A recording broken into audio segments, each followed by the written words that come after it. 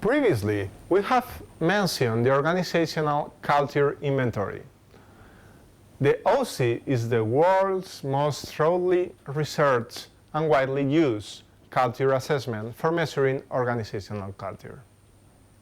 The OSI goes beyond corporate culture, company culture, and workplace culture, as the cultural dimensions it measures apply to all types of organizations. The question is, how this works? There are two forms of OSI available for culture assessment. The first is the standard OSI that measures the current culture of an organization in terms of shared behavioral norms. That is, the behaviors that members believe they are required to fit in and meet the expectations. The second is based on members' responses that are combined and profiled on human synergistic circumplex, like the one we see here. Then we can show the relative strength of constructive, passive defensive, or aggressive defensive norms within the organization. The OSI ideal complements the current form of the OSI by identifying the optimal or preferred culture for the organization. It assesses the behaviors that leaders and other members believe should be expected to maximize effectiveness and enable the organization to reach its goals. The result is a picture of the ideal culture based on the shared values and beliefs. Let's say a benchmark against which the current culture can be compared in order to identify gaps and targets for change. As I have said before, we can divide this circumplex in different relative strengths or fields. We can say that we can have constructive culture, passive defensive culture, and aggressive defensive culture. The constructive culture is going to be a balance between orientation to the task and the promotion of good interpersonal relationships between all the workers. People are encouraged to work together, teamwork. The passive defensive culture, it encourages people to act on a defensive way. It's going to be promoting submission to procedures and guidelines. And finally, aggressive defensive culture, guidance to the task with emphasis on the own needs, is decision-making based on status, like perfectionism. Now, let's see the circumplex. We can say that this is the organizational culture inventory with different culture approaches. We are going to have this, and we are going to divide it in different categories, like self-actuation, affiliative, approval.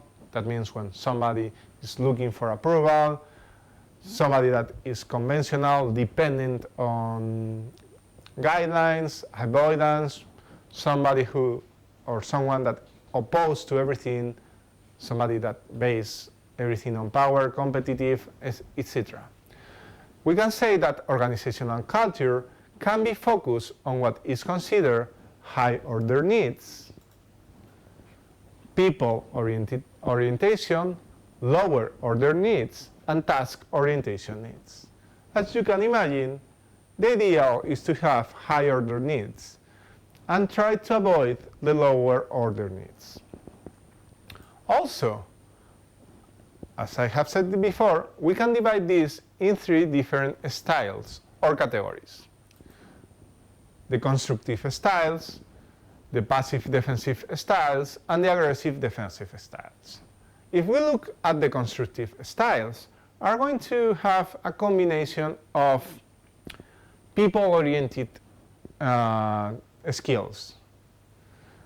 And all the passive defensives are going to be more regarding people who is submissive.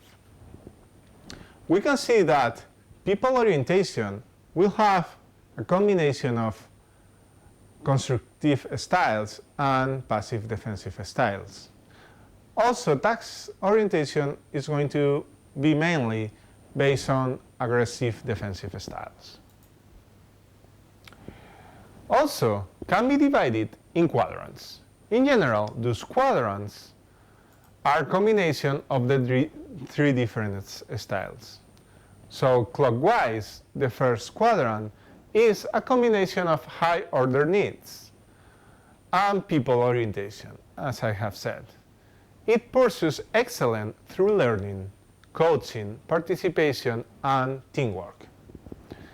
The second one, the passive focus on tasks and people in order to protect status and maintain personal safety. Basically, we fear conditions performance. The third quadrant is task-oriented. Mainly, tasks are performed with the approach of protecting status. Motivation is based on fear. And finally, the fourth quadrant pursues excellence through individual contribution, learning, and competition. As we can imagine, a healthy environment will have a combination of all of them, always trying to tend to high-order needs. So we'll try to work on teamwork, but also will promote excellence through individual contribution. Here we can see two different examples. On the left, we have a circumplex that is considered beneficial for safety. It's really proactive, and it's the ideal culture for a nuclear power plant. On the other hand, on the right, we have the real circumplex for the nuclear industry. In general, it has been for years passive defensive. Nuclear workers are always afraid of something because they are taught to work under procedures, guidelines, and others. The idea is to move the industry from the right to the left in order to improve safety.